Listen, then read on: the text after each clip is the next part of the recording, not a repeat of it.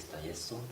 Mes frères et sœurs, dans le Christ, Tunejejwe no kubasuhuza mu izina rya Yesu. nous sommes très heureux de vous saluer au nom de Jésus-Christ. Tubahaye ikaze muri uyu mwanya mwiza wo kumva ijambo Nous ry'Imana. vous invitons dans cette bonne occasion de suivre la parole de Dieu Kandi turasaba Imana ngo umuntu wese imuhe umugisha. et nous demandons à Dieu que n'importe qui soit béni par Dieu. Turimo turigira hamwe ibyigisho bishingiye ku buturo bwera. Nous sommes en train d'étudier ensemble l'évangélisation sur le sanctuaire Cyane ko ubuturo bwera ni kimwe mu bintu birusha ibindi gusobanura inama y'agakiza. parce que le sanctuaire, c'est l'un des moyens qui peut nous aider à connaître le chemin du salut. Mu cyigisho cy'ubushize Dans l'évangélisation de la fois passée, twarebye amagambo afite umutwe on a vu ensemble la prédication intitulée avuga ngo ubuturo bwera umugambi w'Imana. Le sanctuaire, le plat de Dieu. Twabonye uburyo Imana Nous avons vu comment Dieu, yifuje guturana n'ubwoko bwayo, il a voulu habiter avec ce peuple, aho ihema ry'Imana là où le sanctuaire de Dieu ryari riri hagati y'amahema était y'Abisirayeli. entre les citoyens des Israélites. Kandi kugira ngo Imana itange uwo mugisha, Et pour que Dieu puisse donner cette ubwo bénédiction, nibwo buryo bwiza yabonye. c'est le moyen qu'il a vu qui peut l'aider. Twabonye yuko mu byigisho twagomba gukurikizaho On a vu que dans les prédications qui devraient suivre, tuzareba ibintu byari biri mu buturo bwera, on verra les objets qui étaient dans le sanctuaire turebe umugambi wabyo ku gakiza et kacu. on verra leur plan sur notre salut. Mu cyigisho cyo muri uyu mwanya Dans les prédications de ce moment, gifite umutwe uvuga ngo irembo. ça, le titre intitulé La porte. Tugiye kurebera hamwe irembo. On va voir ensemble la porte. Muribuka yuko igihe twigaga ubuturo bwera, Souvenez-vous que quand on a étudié le sanctuaire, igihe twasomaga mu kuva mu gice cya 40, quand on lisait en Exode chapitre 40, ahanditse pura y'ukuntu ubuturo bwera bwari bwubatse, là où il s'est écrit les plans sur comment le sanctuaire était construit, twabonye ko Imana ivuga ubuturo bwera ihereye ahera cyane. on a vu que lorsque Dieu parlait du sanctuaire, commençait dans les lieux très saints.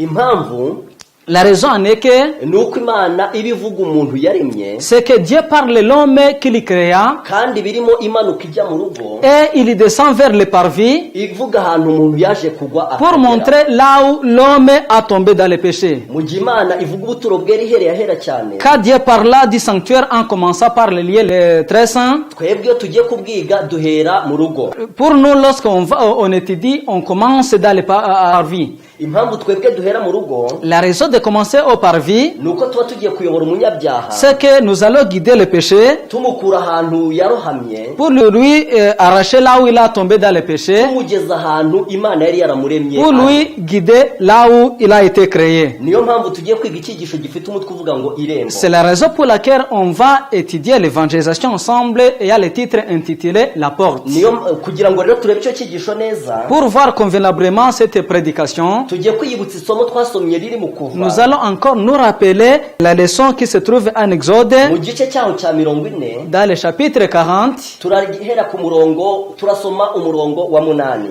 Et on va lire le verset 8. C'est écrit ainsi. Tu placeras les parvis tout autour et tu mettras les rideaux à la porte du parvis. Hano barimo baravuga uburyo hagombaga gushingwa urugo rukagota ubuturo. Ici, on est en train de nous montrer comment on devrait mettre les parvis pour clôturer le sanctuaire. Maze bagakinga umwenda mu irembo Et on devait placer les rideaux à la porte de ce sanctuaire. Mbese uwo mwenda waba uvuga iki? Que veut dire ces rideaux? Mbese iryo rembo ryaba rivuga iki? Que veut dire cette porte? Tugiye gusoma isomo ryanditse muri Yohana, On va lire ensemble la leçon qui se trouve dans l'évangile de Jean. mu butumwa bwiza bwa Yesu bwanditswe na Yohana, Dans l'évangile de Jean, mu gice cyaho cya 10, dans le chapitre 10, turasoma umurongo wa 9 n'umurongo wa 10. on va lire les versets 9 et les versets 10. C'est écrit ainsi. Moi, je suis la porte. Si quelqu'un entre par moi, il sera sauvé.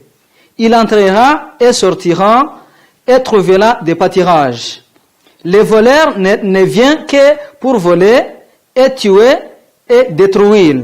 Moi, je suis venu afin que les brebis aient la vie et qu'elle est en abondance. ahangaha Yesu yatubwiye yuko ari we rembo, Ici, Jésus nous a montré que c'est lui la porte. kandi yavuze yuko umuntu winjira muri we azakizwa. Et il a dit que celui qui entre en lui sera sauvé. Ijambo ry'Imana ritubwira yuko Yesu ari we rembo, La parole de Dieu nous dit que Jésus c'est lui-même la porte. kandi iyo umunyabyaha yabaga aturutse iwabo mu rugo Et quand le péché quittait chez lui, azanye igitambo cye, en amenant l'agneau, yagombaga kwinjira mu irembo il devrait passer dans la porte. maze akajya ku gicaniro cy'ibitambo, Et il devrait aller à l'autel de l'Holocauste. aho yasangaga umutambyi wo kumuha. Là où il devrait y trouver les sacrificateurs. None batubwiye yuko irembo ari Yesu Kristo, Et on vient de nous montrer que la porte c'est Jésus lui-même. kugira ngo twumve ukuntu agakiza gateye, Pour mieux comprendre comment est le chemin du salut, ndetse tureba ukuntu iyo nzira ya Gikristo itangira, et pour voir comment le chemin chrétien commence, ndagira ngo twigire mu gitabo cy'umugenzi, je veux qu'on va aller dans le livre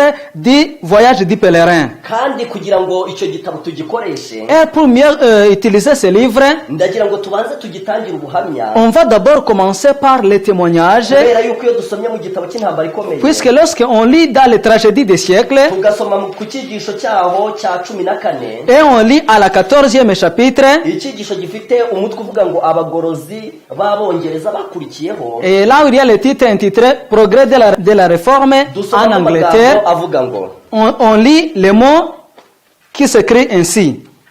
À la page 161 des tragédies des siècles, c'est écrit ainsi. Jean Bunyan, j'étais dans une infecte prison, au milieu de débauches et de voleurs, il respirait néanmoins l'atmosphère même du ciel, et écrivit là sa merveilleuse allégorie du voyage du chrétien allant du pays de la perdition à la cité céleste. Depuis plus de 2 siècles, cette voix sortie de la prison de Bedford ne cessait de remuer le cœur. Les ouvrages de Bunyan, le voyage des chrétiens, la grâce abondante, ont amené un grand nombre d'âmes sur l'essentiel de la vie. hano bavuga iby'umugabo bita Bunyani, Ici, on nous parle du monsieur intitulé Bunyan, ari nawe wanditse igitabo cyitwa qui est l'auteur du voyage du pèlerin. yananditse ikindi cyitwa ubuntu butangaje. Il a écrit aussi le voyage du chrétien et grâce abondante. impamvu ibi bitabo bivuzwe mu izina, La raison de dire ce livre dans leur nom, ni uko byashoboka ko ahari Bunyani yaba yaranditse ibitabo c'est byinshi, parce que ça peut arriver que Bunyan a écrit beaucoup de livres, ariko ibi bitabo bibiri byo mais ces 2 livres, bigomba gufatwa nk'ibitabo by'umwuka ça doit être considéré comme les livres de la prophétie. nimuzakomeza gusoma iki gitabo cya Bunyani, Lorsque vous continuerez à lire ce livre de mugasoma kuri Bunyan, paje yacyo ya mbere, par exemple aux premières pages, muzabona uburyo hatanzwe ubuhamya, vous verrez qu'il y a les témoignages. uburyo ngo Bunyani yumvise abagore baganira ku cyaha cyo kwica isabato. Il y a les témoignages à laquelle les femmes donnaient, les témoignages sur les fins de tuer les 4e règles dans le commandement de Dieu. Niba rero kwica isabato byitwa icyaha, Si violer le 4e commandement de Dieu est le péché, ni ukuvuga yuko iki gitabo rwose ari igitabo cy'itorero ça ry'abadivantisite. veut dire que ce livre, c'est le livre de l'église adventiste du Ndetse 7e jour. iyo musomye mu cyigisho cyitwa ubuhamya bwa byiringiro, Et lorsqu'on lit dans ce livre, là où il y a le témoignage d'espoir, mubona uburyo on voit comment, mu byaha Imana yemeje byiringiro, parmi les péchés que espoir, Dieu lui a montré, yamwemeje n'icyaha cyo kwica isabato. il y a même aussi le péché de tuer le 4e commandement Izo du mpamvu sabbat. zose mbahaye Toutes ces raisons que je viens de vous donner, nizo tugiye guheraho dukoresha iki gitabo, ce témoignage qu'on va commencer à utiliser ce livre kugira ngo turebe ikintu bita irembo. pour voir réellement ce que c'est la porte. Iyo dusomye kuri paji ya 12, Lorsqu'on lit à la 12e page de ce livre, igihe mubwirizabutumwa yahuraga na mukristo, lorsque l'évangéliste rencontra avec les chrétiens, yamuyoboye ku irembo, il l'a guidé à la porte. yamubwiye amagambo akomeye Il lui a dit les mots ari kuri iyo paji ya qui est 12. à cette page qui dit ainsi. Alors l'évangéliste, étendant la main, lui dit, voyez-vous bien de ce côté-là, une petite porte étroite. Entrez par la porte étroite, car large est la porte, spacieux, et le chemin qui mène à la perdition. Et il y en a beaucoup qui entrent par là. Cet homme lui répondit, non. L'évangéliste lui dit, ne voyez-vous pas du moins une lumière brillante au milieu de l'obscurité? il me semble l'écriture que je la vois. Eh bien, dit l'évangéliste, attachez uniquement les yeux sur cette lumière. Ta pâleur est une lampe à mes pieds et une lumière sur mon sentier. Marchez droit vers l'air. Et alors, vous verrez bientôt la porte étroite, car vous heurterez, on vous dira ce que vous aurez à faire. igihe mubwirizabutumwa yayoboraga mu Kristo, Car l'évangéliste guidant les chrétiens, yaramubwira turareba ririya rembo, il lui a posé, est-ce que tu vois réellement cette porte? aramubwira ati ntabwo irembo ndireba, Elle lui a dit que réellement il ne la voit pas. aramubwira turareba ririya tabaza ryaka Il cyane. a dit, est-ce que tu vois réellement cette lampe? Ijambo ry'Imana rivuga yuko irembo ari Yesu Kristo, La parole de Dieu dit que réellement que la porte c'est Jésus lui-même. kandi nanone ijambo ry'Imana rivuga yuko itabaza ari ijambo ry'Imana. Et la parole de Dieu dit que la lampe c'est la parole de Dieu. Mu gihe yavugaga yuko irembo atarireba, Quand il disait qu'il ne voit pas la porte, yabwiwe yuko akwiriye kujya ku itabaza, il a dit qu'il devait aller à la lampe. kandi iryo ngiryo ni ijambo ry'Imana. Et cette lampe c'est la parole de Dieu. Maze abwirwa yuko nagera ku itabaza aza kubona irembo, Et on l'a dit, arrivé à la lampe, il va trouver réellement la porte. kandi yamubwiye amagambo akomeye. Et il lui a dit les mots. Yaramubwiye ati andi makuru uzayahabwa Et il lui a dit que les autres informations, il les trouverait après avoir arrivé à la porte. yaramubwiye ati nta yandi makuru bushobora kubona.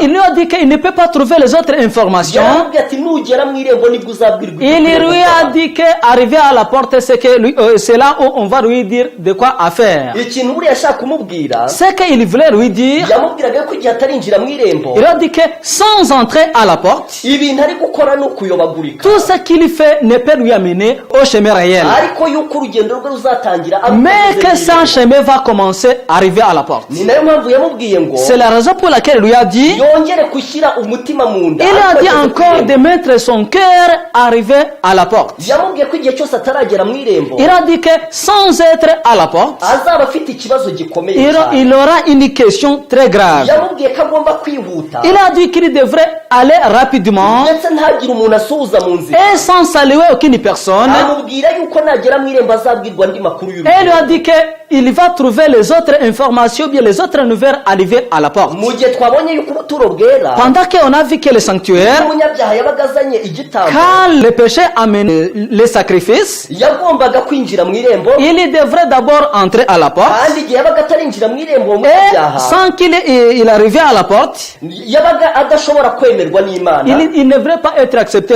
comme enfant de Dieu. ariko igihe yabaga amaze kwinjira mu irembo Mais ry'Imana, en entrant à la porte de Dieu, noneho yabaga amaze kumenyekana, il était considéré comme enfant de Dieu. kandi urugendo rwe rwabaga rutangiye. Et c'est là que son chemin allait commencer. iyo dusomye nanone muri iki gitabo cy'umugenzi, Lorsqu'on lit encore dans ce livre du voyage du pèlerin, tugasoma kuri paji yacu ya 25, à la 26e page, tubona noneho ageze ku irembo. on voit là où il est arrivé à la porte. Ah, si je puis entrer ici, quel bienfait pour un méchant et une rebelle qui n'a mérite que l'enfer. Disais-je, être accablé de peine, je célébrerai à jamais la gloire du souverain de Sion, et je lui en témoignerai une reconnaissance éternelle. Enfin, une honnête personne nommée Bon Vouloir se présenta à la porte et demanda qui il était, d'où il venait, est-ce qu'il voulait. Les chrétiens, c'est une pauvre pécheur, travaillé et chargé, qui vient de la ville de corruption et qui voyageait vers la montagne de Sion pour éviter la colère à venir. C'est pourquoi je vous conjure de bien vouloir m'accorder l'entrée de cette porte, puisqu'on m'a accusé que c'est le chemin où il faut nécessairement passer. Bon vouloir, je le vais de tout mon cœur. Et en même temps, il ouvrit la porte. Mais comme les chrétiens voulaient y entrer, il les tira par la manche. Là-dessus, le chrétien lui demanda ce qu'il avait à lui dire. Regardez, dit-il, il y a là un château très fort dont Beelzéboul est le maître. C'est de là qu'il décoche avec ses adhérents, ses traits inflammés, sur ceux qui s'encheminent à cette porte pour tâcher de les tuer. S'il était possible, avant qu'il y soit entré. aha hari ayandi makuru y'ingenzi cyane. Ici, il y a les autres informations. Igihe Mukristo yari ageze ku irembo, Lorsque le chrétien arrivé à la porte, ngo yarebye hejuru y'urugi, il a vu au-dessus de la porte. maze abona haranditse ngo nimukomange muzakirwa. Il a dit qu'il devait d'abord demander et il sera ouvert. kandi ibyo Imana yabibwiye buri muntu wese. Et cela a été dit à n'importe buri qui. muntu wese Imana yamubwiye iti nimukomange C'est muzakingurirwa. à n'importe qui demande sera ouvert. buri wese Imana yamubwiye iti nimusabe muzahabwa. N'importe qui, Dieu lui a dit qu'il devait demander, il sera donné. kandi buri wese Imana yamubwiye ngo nimushake muzabona. Et n'importe qui, Dieu a lui dit qu'il devait chercher et il sera trouvé. Mukristo yatangiye gukomanga kuri urwo rugi, Le chrétien a commencé à demander. maze atangira gukomanga rimwe ndetse agira Et il a kenshi. demandé pas seulement une fois, mais beaucoup de fois. maze hashize umwanya, Et après l'instant, kuri urwo rugi haza umuntu, à cette porte, il y a apparu quelqu'un. maze aramurunguruka, Et il l'a vu. maze aramubaza ati Et il lui a demandé. mbese urinde, Il a demandé, qui es-tu? mbese urashaka iki, Que fais-tu? mbese uturutse he? D'où viens-tu? maze Mukristo aramusubiza ngo Et le chrétien lui a répondu, ndi umunyabyaha, je suis un pécheur. nturutse mu mudugudu witwa Rimbukiro, Je viens de la ville de corruption. kandi ndajya ku mudugudu Et w'ubuhungiro. je vais au Sion. aramubwira ati nahuye n'umuntu witwa mubwirizabutumwa, Il a dit qu'il est rencontré avec quelqu'un qui s'appelle évangéliste. maze uwo muntu ambwira yuko ngomba kuza muri iri rembo, Et c'est lui qui a dit qu'il devrait passer par cette porte. kandi ambwira yuko andi makuru nzayabonera Et ahangaha. il lui a dit que les autres informations, il les nicyo trouvera cyatumye arriver nkomeza là. gukomanga, C'est la raison pour laquelle j'ai continué à demander. maze aramubaza ati mbese waba wemeye kunkingurira? Et il a dit, est-ce que Réma, tu peux me permettre d'entrer? maze uwo muntu aramusubiza ngo Et il a répondu. Et umuntu wese ukomanga akwiriye gukingurira, il a dit, n'importe qui demande sera kandi ahita ouvert. amukingurira. Et directement, il a ouvert. ikindi kintu uwo muntu yamukoreye, L'autre chose qu'il a fait, yahise amukurura vuba il a vuba, directement les taché.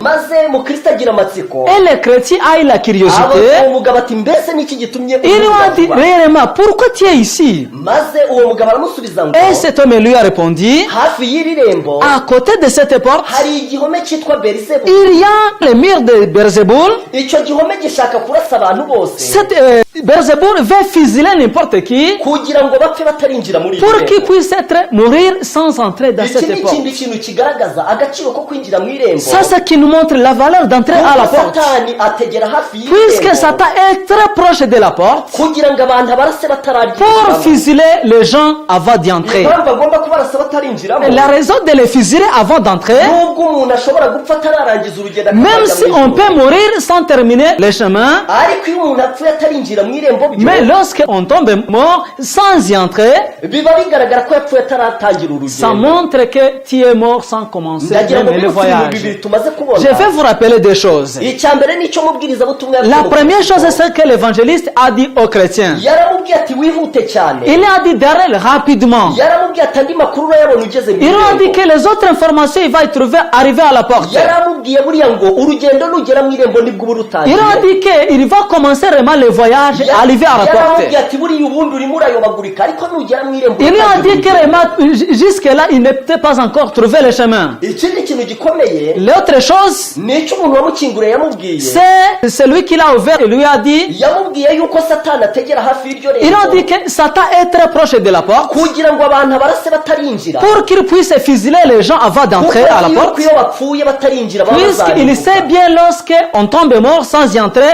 c'est l'enfer. iyo dusomye mu butumwa bwiza bwa Yesu bwanditswe na Matayo Lorsqu'on lit dans l'évangile écrit par Matthieu, mu gice cyaho cya karindwi dans le chapitre 7, tusoma ku murongo wa 13 au verset 13, amagambo afite umutwe uvuga ngo irembo rifunganye. on y écrit, on y voit le mot intitulé Entrez par la porte étroite, car large est la porte, et spacieux le chemin qui mène à la perdition, et il y en a beaucoup qui entrent par là.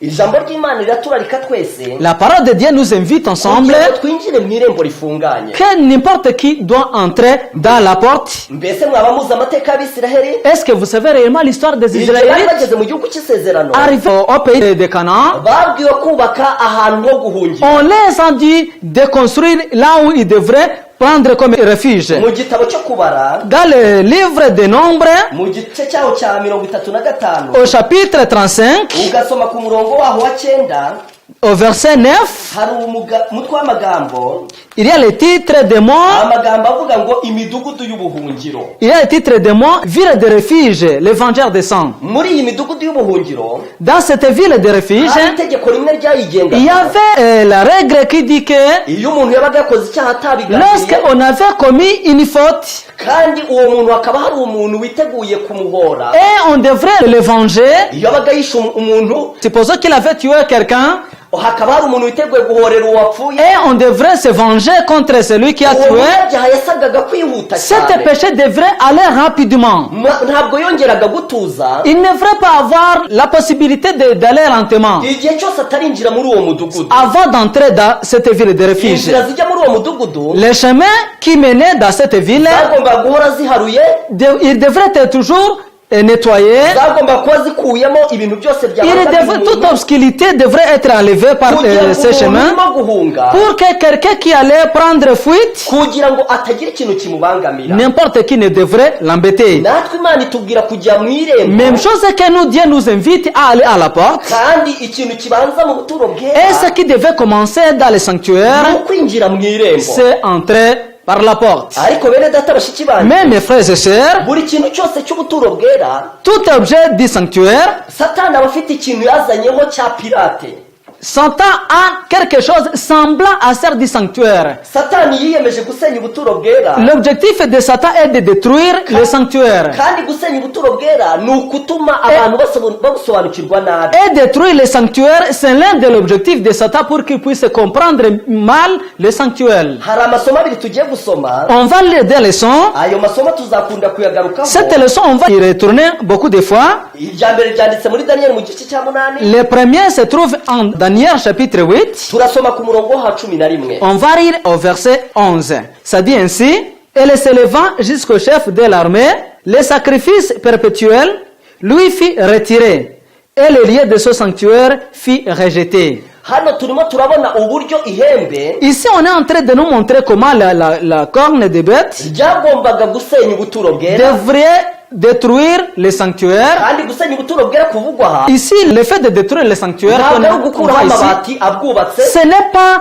enlever le tôle qui est au-dessus, ntabwo ari ugusenya ibikuta byabwo, ce n'est pas détruire le semile, ahubwo ni ugukuraho umugambi wabwo, c'est réellement enlever l'objectif primordial du ni sanctuaire. ukwibasira ikintu cyose cyo mu buturo bwera. C'est amener toute chose qui peut faire que les gens ne puissent pas connaître le Niyo sanctuaire. mpamvu ikintu cyose kiri ku buturo bwera C'est la raison pour laquelle tout objet qui se trouve au sanctuaire, tuzajya tureba umugambi w'Imana mu kugishyiraho. on verra réellement les plans de Dieu d'y placer là. Iyo turebye mu buturo bwera, Lorsqu'on est dans le sanctuaire, buri kintu cyose cyabwo gifite umugambi Imana yatumye kijyaho. tout objet se trouvant dans le sanctuaire, Dieu a l'objectif qui fait que n'importe objet qui est là a sa signification. Niyo mpamvu n'irembo turi kureba C'est la raison même que la porte qu'on est en train de voir, rifite umugambi wihishe muri ryo. ça l'objectif qui est dedans. Ariko nanone buri kintu cyose cyo mu buturo bwera Mais toutes choses se trouvant dans le sanctuaire, cyibasiwe n'umwanzi, Satan a mis son objectif pour que les gens ne puissent pas connaître sa valeur. maze agambirira gusenya ubuturo bwera. Et il a voulu détruire le Reka sanctuaire. dusome irindi somo On va lire la deuxième leçon, ryanditse muri Daniel mu gice cya 11, qu'on va lire aussi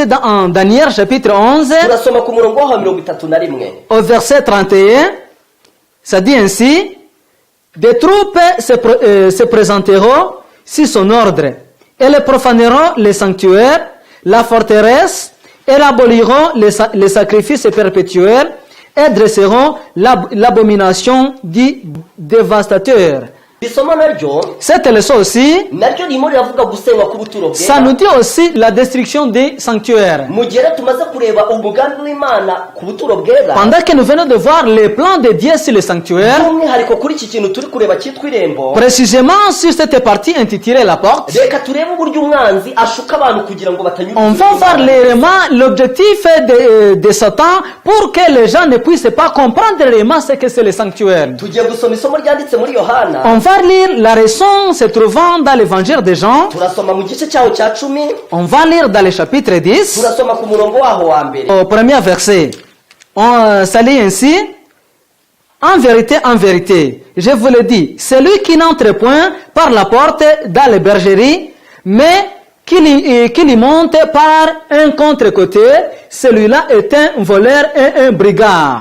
Ijambo ry'Imana ririmo ratubwira umutego abantu benshi bagwamo. La parole de Dieu nous montre ici le piège là où beaucoup déjà tombent. Mu gihe twasomye muri Matayo mu gice cya 7 ku murongo wa 13, Pendant qu'on a lu en Matthieu chapitre 7 verset 13, aho Imana tubwiye ko tugomba kugira umwete wo kunyura mu irembo là où Dieu nous a montré que n'importe qui doit passer par la porte, twabonye yuko Yesu ari we rembo, on a vu que Jésus lui-même est la porte. ariko Satani ashuka abantu kugenza gutya. Mais Satan amène beaucoup de choses qui fait que les gens ne puissent connaître réellement ce que c'est la volonté de Dieu. Iri somo riratubwira ngo Cette leçon nous dit que umuntu winjira mu rugo rw'intama celui qui entre par la porte, atanyuze mu irembo, celui qui entre sans passer par la porte, ahubwo akuririra ahandi, et qu'il passe par un autre côté, aba ari umujura n'umunya. celui-là est un voleur, un brigand. Icyo ijambo ry'Imana rishaka kutubwira Ce que la parole de Dieu veut nous montrer, nuko hari abantu bajya bagera mu rugo rw'intama c'est qu'il y a les gens qui entrent dans la bergerie, ariko batigeze banyura mu mais irembo. sans passer par la porte. Ndagira ngo dusome mu gitabo cy'uwifuzwa ibihe Je veux byose. qu'on lit dans le livre de Jésus-Christ. Turasoma icyigisho cya 52, On va lire le 52e maze chapitre. twumve icyo ijambo ry'Imana rivuga kuri aba bantu. On va voir réellement ce que la parole de Dieu dit à ces gens qui passent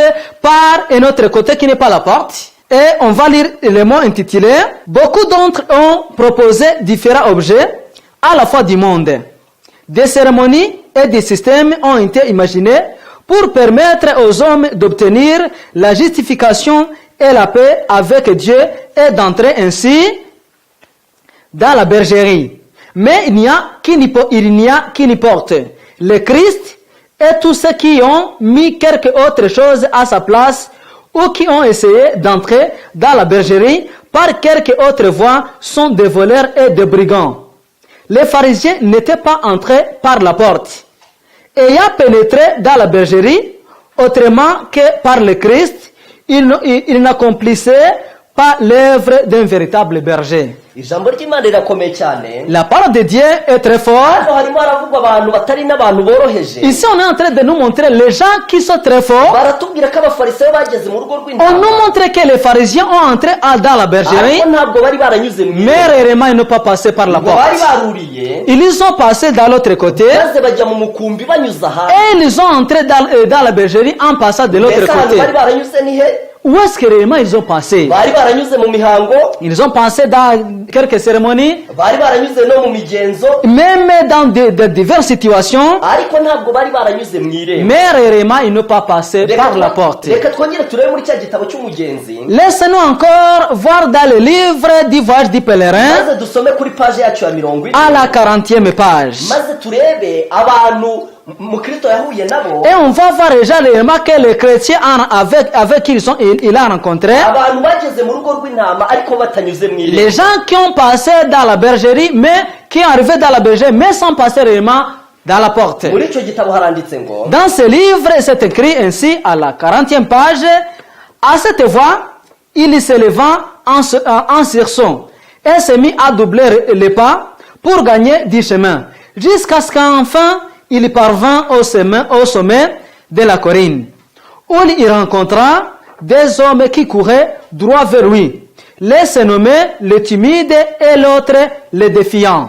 hano Mukristo avuye ku musaraba, Quand les chrétiens venaient de la croix, yahise ahura n'abantu babiri bafite il ingorane. a directement rencontré avec deux personnes. Abantu ba mbere Les premiers, ni abantu bari basinziriye. c'était les gens qui étaient en sommeil. Abantu ba kabiri Les deuxièmes, ni abantu bari baruriye inkike. c'était les gens qui avaient passé de l'autre côté sans passer par la porte. Igihe yari amaze kuvugana n'abantu basinziriye, Quand il avait terminé de causer avec les gens qui étaient en igihe sommeil, yari ashatse kugerageza kubafungura imigozi bafunga quand il voulait leur arracher les cordes kugira ngo bakomeze urugendo pour rwabo, qu'ils puissent continuer leur voyage, igihe bari bamaze kumuhakanira, après qu'ils avaient refusé, igihe byari bikimubabaje yahise ahura n'abantu buriye. quand il était très mécontent, il a encore rencontré avec les deuxièmes gens qui avaient passé de l'autre côté. Maze Mukristo abaza abo bagabo ngo, Et le chrétien il leur a posé. ko mwageze mu irembo ry'intama Il a dit, comment réellement vous avez parvenu à arriver à la bergerie mutanyuze mu irembo sans riratangirwaho? passer par la porte à laquelle on devrait passer? Mbese nyir'urembo azabakira? Est-ce que réellement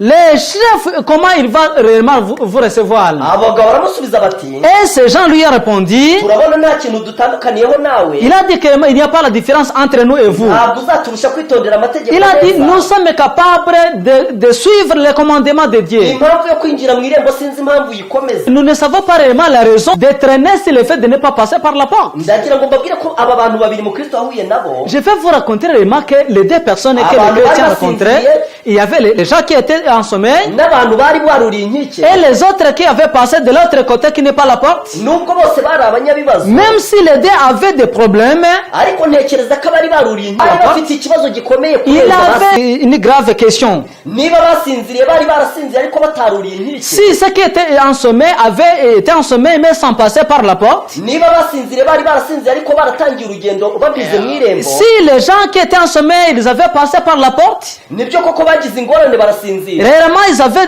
des questions, ariko igihe bazagira umugisha bagakanguka mais après le sommeil, bazongera bakomeza urugendo rwabo aho barwari rugendo ils continuaient leur voyage là où ils étaient arrêtés. na mukristo ubwe wakanguraga aba bantu Même les chrétiens qui réveillaient ces gens, nawe ijambo ry'imana ritubwira ko yigeze gusinzira lui aussi, la parole de Dieu nous dit qu'il a aussi tombé en sommeil. ndetse yarasinziriye ata n'umuzingo Même il a aussi tombé en sommeil, même il a oublié la Bible. ariko igihe yaramaze gukanguka Mais après avoir quitté le sommeil, yarongeye akomeza urugendo il a aussi continué son ariko ikibazo voyage. cy'abantu buriye inkike Mais la question des gens qui ont fait passer de l'autre côté qui n'est pas la porte, cyo ni ikibazo gikomeye cyane c'est une grave question. kuko ikintu biba bibasaba Puisque ce qu'il est demandé, ikintu biba bibasaba kiba gikomeye cyane la chose, la question majeure, niba baruriye inkike s'ils ont passé de l'autre côté, biba bibasaba kuzongera bakurira inkike ça leur demandait d'encore de recommencer leur voyage, maze bakongera bakagwa inyuma y'urugo encore d'aller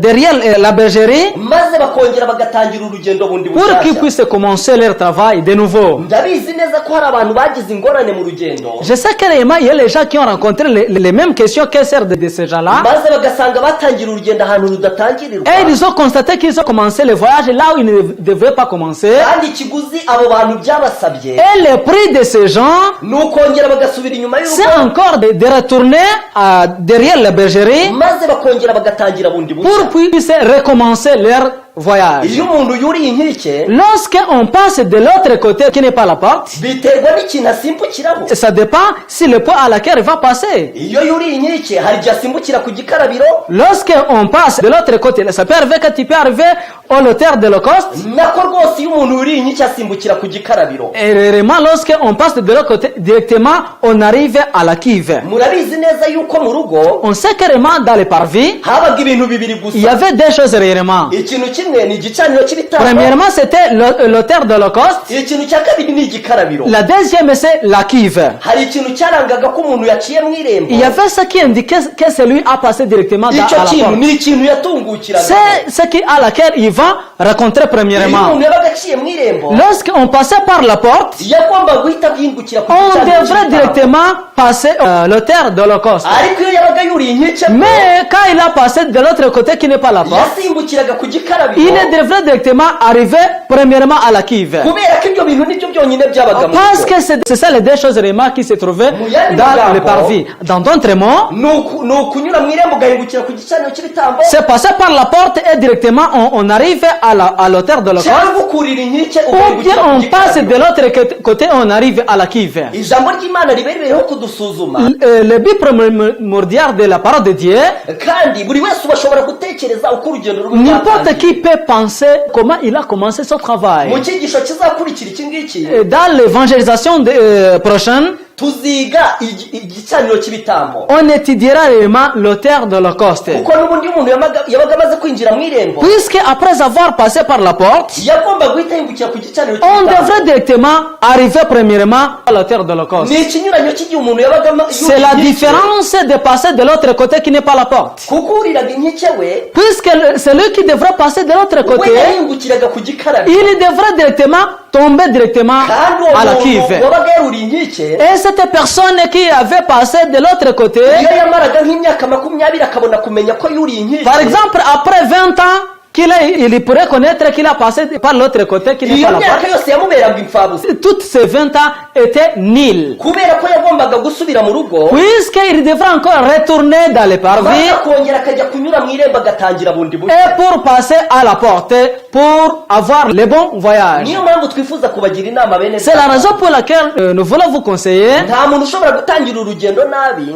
quiconque, celui qui commence mal, ngo atekereze yuko azarusoza ne neza. peut pas penser qu'il va terminer uwo bien. muntu aba agomba kuzongera gutangira Et ces personnes devraient encore recommencer ce travail kubera yuko iyo umuntu yatangiye neza parce que celui qui commence bien, ashobora no kuzasoza neza. finalement il va aussi terminer bien. ndagira ngo mbabwire yuko icyo kintu satani yazanye Je vais vous dire carrément ce que Satan a amené. ikintu cyegeranye no kunyura mu irembo cyitwa kurira Les inkike. choses qui est très proche de passer par la porte, qui est passé à côté de la porte. ikintu ijambo ry'imana ryatubwiye ko abafarisayo icyo bari La parole de barakoze. Dieu nous a dit que les pharisiens, ce que les pharisiens avaient fait, ikintu mukristo yahuye n'abantu buriye inkike les chrétiens rencontrés par les gens qui avaient passé de l'autre côté, à côté de la porte. n'uyu munsi hari abantu batangiye urugendo rwabo nabi. Même aujourd'hui, il y a les gens qui ont commencé mal Igihe leur tuzakomeza voyage. urugendo neza Et pendant qu'on va continuer ce voyage tuzabona convenablement, ukuntu imana ikura umuntu mu byaha on verra comment Jésus arrange quelqu'un dans ses péchés kandi tuzabona ukuntu imugeza mu gukiranuka. et on verra comment il peut lui amener dans son salut. turifuza kubagira inama Nous voulons vous conseiller ceci mu isomo ryanditse muri Luka dans l'évangile de Luc, mu gice cyaho cya 13 dans le chapitre 13, turasoma ku murongo wa 22 verset 22, maze tugeze ku murongo wa 27. de verset 22 au verset 27. Ça dit ainsi: Jésus traversait les villes et les villages et il enseignait, en faisait route vers Jérusalem. Quelqu'un lui dit: Seigneur, n'y a-t-il que peu de gens qui soient sauvés? Il leur répondit: Enforcez-vous d'entrer par la porte étroite, car je vous le dis, beaucoup chercheront à entrer et n'en seront pas capables. Quand le maître de maison se sera levé et aura fermé la porte, et que resté dehors, vous commencerez à frapper à la porte et à dire: Seigneur, ouvre-nous. Il vous répondra: Je ne sais pas d'où vous êtes. Alors vous commencerez à dire: Nous avons mangé et bu devant toi, et tu as enseigné dans nos riz. Et il vous répondra en disant: Je ne sais pas d'où vous êtes. Éloignez-vous de moi, vous tous qui commettez l'injustice. aya ni amagambo akomeye cyane Ça, c'est le mot réellement. kandi ni inama imana irimo Et c'est gutanga. le conseil que Dieu donne à n'importe qui. Là, il nous dit mugire umwete wo kunyura mu irembo que rifunganye. n'importe qui doit passer dans la porte étroite. ijambo ry'imana yavuga ngo La parole de Dieu dit, igihe kizagera le temps arrivera, abantu bifuze kunyura muri iri rembo les gens auront envie de passer à la ariko porte, basange nyir'urugo mais réellement, le chef de la maison yaramaze guhaguruka agakingura aura urugi déjà rw'urugo rwe. terminé fermé. abantu bazatangira kurukomangaho Les gens commenceront à demander d'entrer barimo bavuga bati dukingurire. en disant: Ouvre-nous. azababwira ati simbazi Il leur dira: Je ne vous connais pas. kandi ntabwo nzi aho muturutse. Et je ne sais pas là où vous venez. ndagira ngo mbabwire ingorane ebyiri. Je vais vous dire vraiment deux choses. ingorane ya mbere La première, ni iyo umuntu wakinguriye mu kristo yamubwiye celui qui a ouvert aux chrétiens, celui qui ce qu'il lui a dit, yamubwiye ko hari igihome cyitwa berizebuli il lui a dit qu'il y a le mur intitulé Beelzébul gishaka kurasa abantu bose ngo bapfe batarinjira qui mu veut irembo. fusiler tous les gens avant d'entrer à la porte. ariko nubwo icyo gihome kitakurasa Même si cette mur ne devrait pas te fusiler, ndagira ngo umenye ko nyir'urugo azanagera ubwo akinga urugi je vais te dire que finalement, le chef de la maison, il y aura le temps qu'il fermera la porte. niyo mpamvu ugomba kugira umwete C'est la raison pour laquelle tu vas avoir le courage urugi rw'imbabazi rugikinguye avant que la porte de pardon est encore fermée, kugira ngo ubashe kwinjira. pour que tu puisses entrer. hari amasomo abiri nshaka kukubwira. Je vais te raconter des leçons ici. irya mbere ryanditse mu gitabo cy'umuhanuzi Yesaya La première est écrite dans le livre d'Isaïe, mu gice cyaho cya 55 chapitre 55. turasoma ku murongo wa 6 n'uwa 7. On va lire au verset 6 et 7. Cherchez l'Éternel pendant qu'il se trouve. Invoquez-le tandis qu'il est prêt. Que le méchant abandonne sa voie et l'homme de rien ses pensées. Ou il retourne à l'Éternel. Qui aura compassion de lui à notre Dieu, qui pardonne abondamment. iri somo rirakomeye cyane. Cette leçon réellement est très grave. Iravuga nka ririya dusomye mu butumwa bwiza. Ça dit comme celui qu'on vient de lire dans l'évangile d'Éric. Quand la parole de Dieu disait que tout le monde devait avoir le courage de passer par la porte étroite. Et celui-ci aussi dit qu'il faut chercher l'Éternel pendant qu'il se trouve là. Qu'il faut le chercher pendant qu'il est encore proche. Et pendant qu'il dit qu'il faut chercher pendant qu'il est prêt, ça dit que le temps arrivera qu'il ne sera pas prêt. Comme on a vu le mot qui dit que le temps arrivera, le chef de la maison fermera sa maison. Et les gens commenceront à demander l'autorisation d'entrer. Et ils commenceront à dire, ouvre-nous, nous sommes tes ouvriers. Il a dit, vraiment nous avons fait beaucoup de choses de ton travail.